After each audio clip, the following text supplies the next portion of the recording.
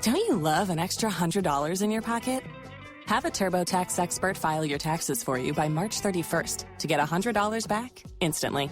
Because no matter what moves you made last year, TurboTax makes them count. That means getting $100 back and 100% accurate taxes, only from Intuit TurboTax. Must file by 3/31. Credit only applicable to federal filing fees with TurboTax full service. Offer can be modified or terminated at any time. Hi, this is Scott. If you're a fan of the ancient world, please help us get the word out. Like us on Facebook, follow us on Twitter, and rate the series on iTunes. Thanks again for listening.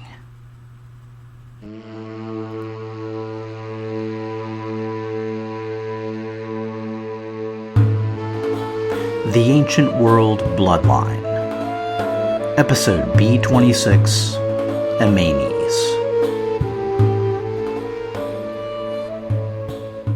The Eastern Imperium was really the ultimate double-edged sword. Of all the men who'd held the position, only 2 died peacefully of old age. And really, if you don't count Tiberius, who was probably smothered, then it really just comes down to 1, Marcus Vipsanius Agrippa. Precedent favored an early violent death, by injury, poison, disease, or forced suicide, which makes it likely that Avidius Cassius at least gave the offer a moment's pause. The Syrian governor, senator, and hero of the Parthian War was forced to make the decision by the pressure of events. First and foremost, Lucius Verus had died in 169, very likely of the plague, leaving Marcus Aurelius as sole Roman emperor. Second, Marcus was fully occupied dealing with Germanic invasions across the Danube. And finally, a major revolt had erupted in a very tricky location. The status of Egypt as a private holding of the emperor worked pretty well while the province remained peaceful. The basic structure had been in place for well over a century. A Roman prefect and wealthy Roman elite ruling a population of native Egyptians, Greeks, and Jews. While the Greeks provided the Romans with a well-educated bureaucracy, native Egyptians were considered a conquered people, with few rights and oppressive burdens of labor and taxation. When, unsurprisingly, this system bred revolts, some too big for a single legion to handle, things quickly grew complicated. Egypt was considered so important a province that no senator, governor, or general was allowed to enter it, for fear they might leverage its grain supply to starve out the capital and seize power, which had been a theoretical threat until Vespasian actually tried it. When Trajan was confronted with revolts across North Africa, he was based in the east and a supremely confident delegator, so he dispatched generals to Egypt with minimal concerns. Tied up on the Danube with his co-emperor dead and a major revolt brewing in Middle Egypt, Marcus Aurelius found himself in a bit of a bind. He needed to empower someone to coordinate Rome's response, the job that would have gone to Lucius Verus. In the end, Marcus decided to offer Avidius Cassius the Eastern Imperium. If nothing else, it reflected an absolute trust in Cassius's competence and character. In 172, Avidius Cassius was 42 years old and had governed Syria for 6 years. He'd been married for some time to a Roman noblewoman named Volusia Vettia Maesiana, and the couple had 3 children, 2 boys and a girl. Volusia's father, Lucius Volusius Maesianus, was a former Egyptian prefect, just like Cassius's own father, and had also served as a legal advisor to Marcus Aurelius. Through his son-in-law, Cassius also had ties to the wealthy Lycian senator Claudius Titianus, which was nice, but as already mentioned, Cassius's own pedigree was downright mind-boggling. Cassius's great-grandfather on his mother's side, Gaius Julius Alexander, was a descendant of Tigranes the Great, Herod the Great, and King Archelaus of Cappadocia.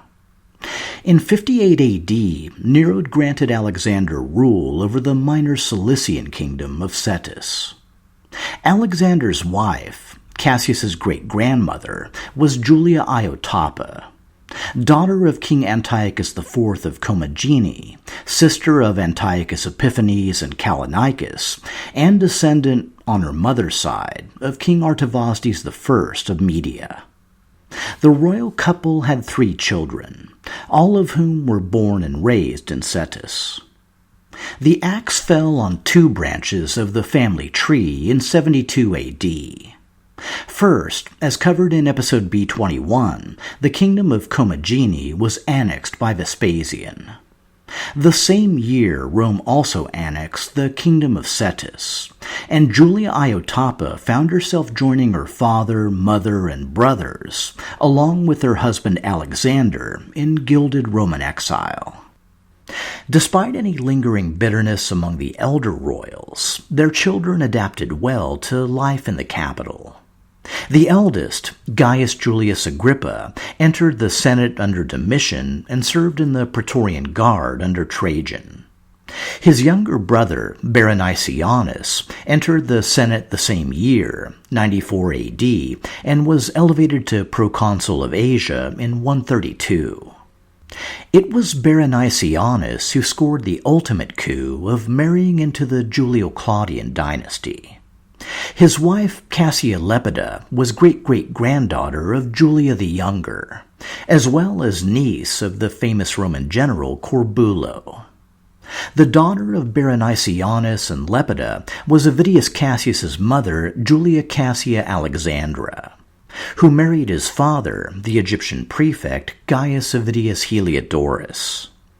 And yes, I've reposted the whole family tree up on the Ancient World website. When you combined his jaw-dropping lineage, his impressive war record, his general high regard, the fact that he'd been raised in Alexandria, and the fact that he was related, directly or indirectly, to every single person who'd ever held the Eastern Imperium, the elevation of Avidius Cassius may seem like a no-brainer, even for as meticulous a decision-maker as Marcus Aurelius, who felt that disregard for minor details was the surest road to disaster. But even having Cassius on the job didn't mean the Egyptian crisis would be a slam dunk. The revolt was the brainchild of a priest named Isidorus.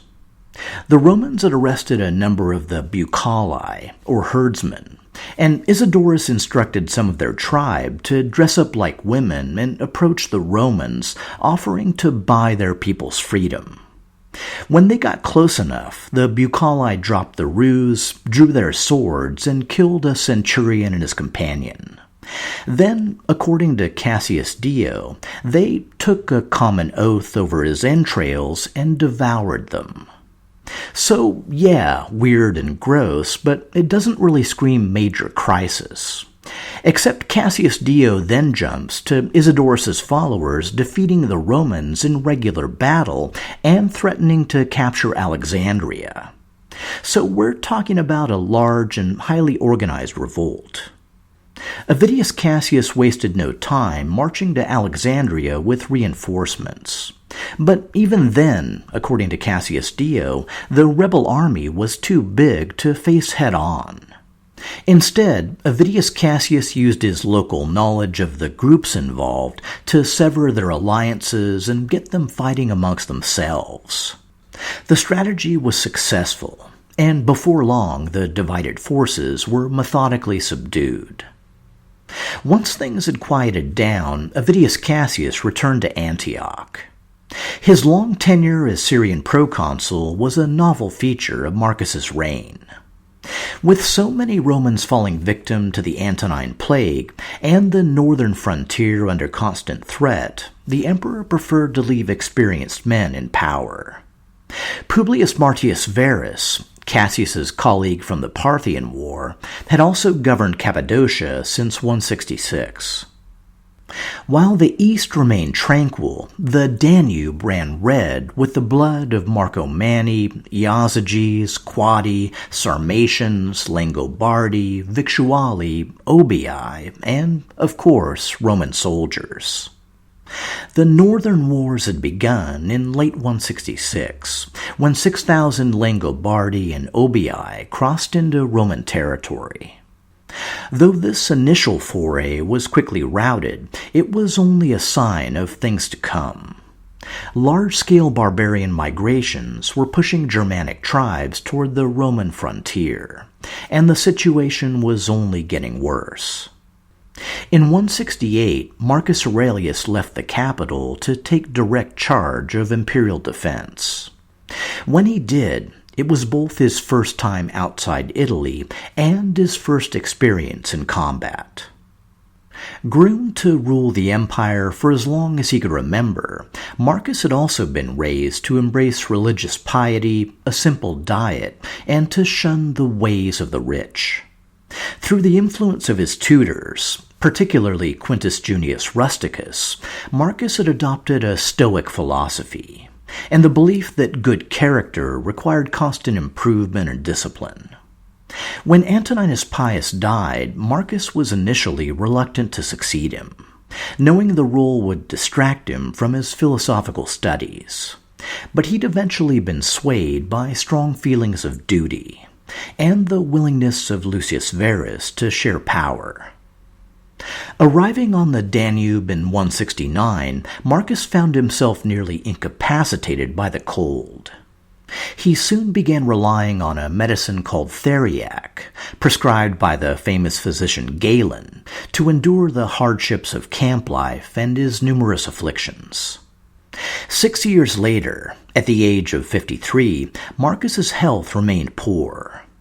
Even worse, despite the fact that he'd fought countless battles, been acclaimed as Imperator 7 times, and even accepted the lofty title of Germanicus, the conflict seemed no closer to winding down. His Meditations, written during the period, reflects the bitter stalemate, with its advice to be like a rocky promontory, against which the restless surf continually pounds. In 174, the routine of camp life was broken by the arrival of Marcus's wife, Faustina, hailed as mother of the camp by the emperor's legions. Faustina was both daughter of the previous emperor, Antoninus Pius, and mother of Marcus's 13 children. Wait, did I read that right? Yep, it says right here, Marcus's 13 children. The really tragic part is that all but 4 were already dead, most in early childhood. The surviving heirs included their 26-year-old daughter Lucilla and 13-year-old son Commodus. As mentioned last episode, Lucilla had been married to Marcus's co-emperor Lucius Verus, and had taken the title of Augusta or Empress. When Lucius died in 169, Marcus made a pretty radical clutch call. He cut short the period of mourning and gave his daughter in marriage to an elderly Roman statesman named Claudius Pompeianus. Now, the only 2 people who liked this idea were Marcus and Pompeianus. Everybody else, especially his wife and daughter, absolutely hated it, and for a variety of reasons. To start with, Pompeianus was the first senator from his family, making him insufficiently noble to marry an empress. He was also a native Antiochene, considered dubious ancestry by the Antonines, and last but not least was the main objection. Pompeianus was roughly twice Lucilla's age, which wasn't really odd for most Roman marriages, but apparently in this case was a huge deal.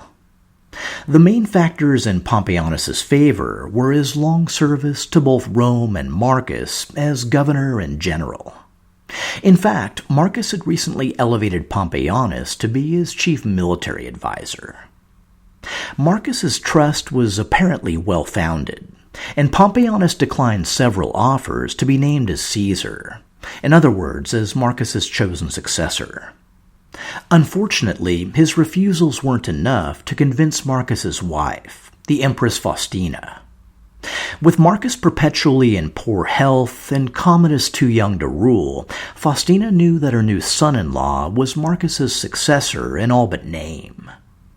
The only way to prevent this was to cultivate a rival, someone who, if worse came to worse, could challenge Pompeianus for the throne. As it turned out, there was only one viable candidate. Back toward the end of the Parthian War, around 166, Faustina had come east to visit Lucilla and Lucius Verus. While in Antioch, she likely met the most famous Roman general of his day, a man preparing to gild his reputation even further by leading a campaign into Media. Oddly enough, just like the hated Pompeianus, Avidius Cassius was both the first senator from his family and a native Syrian, in his case from the northern town of Cyrrhus. Also like Pompeianus, Cassius was a governor, general, and former consul with a long history of dedication to Rome. But it was the contrast with Pompeianus that most interested Faustina.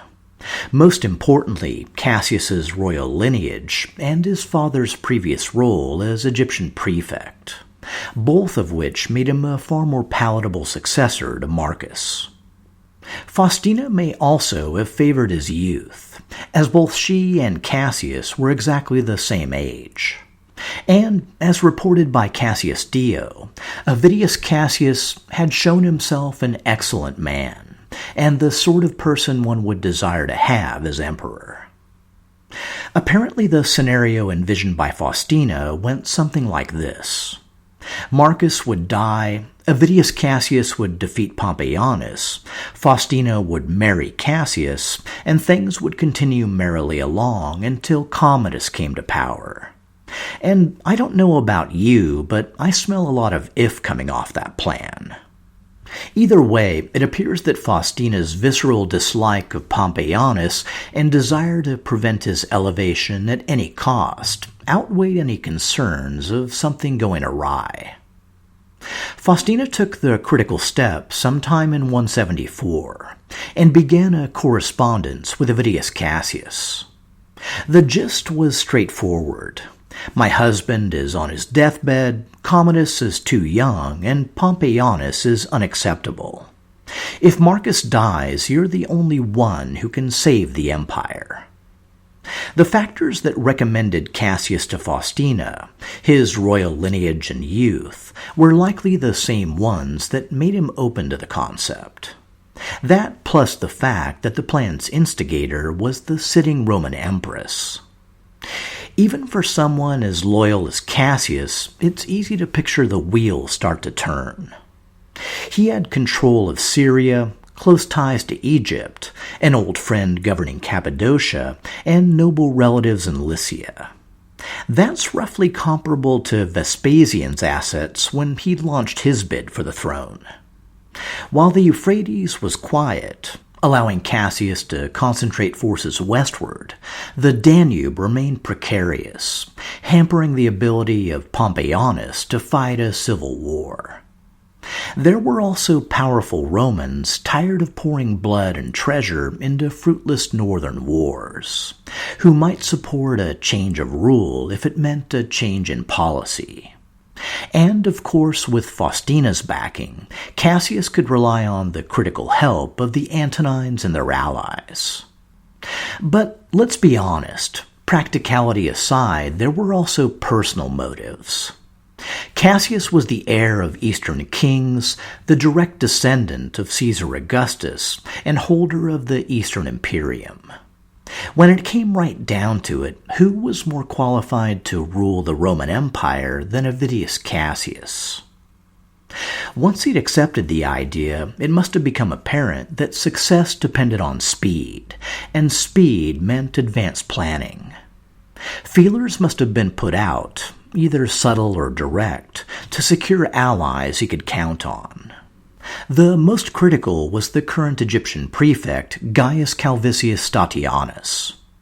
Fortunately, Statianus was also the man Cassius had just rescued from a major revolt. In the spring of 175, the moment of truth finally arrived. Word came east that Marcus Aurelius had died of illness in his camp.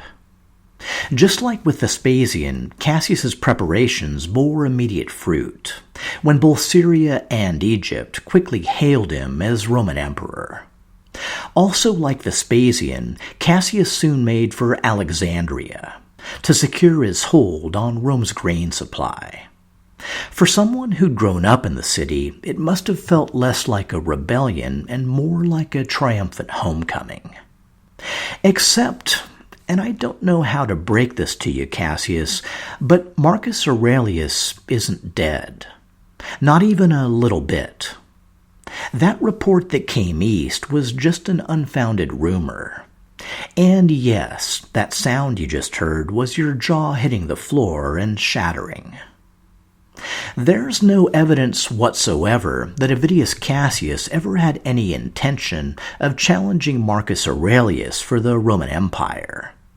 He was loyal, always had been loyal, and thought he was being loyal to the Empress, her family, and Marcus's own memory when he launched his rebellion, a rebellion directed solely against the unworthy successor Pompeianus.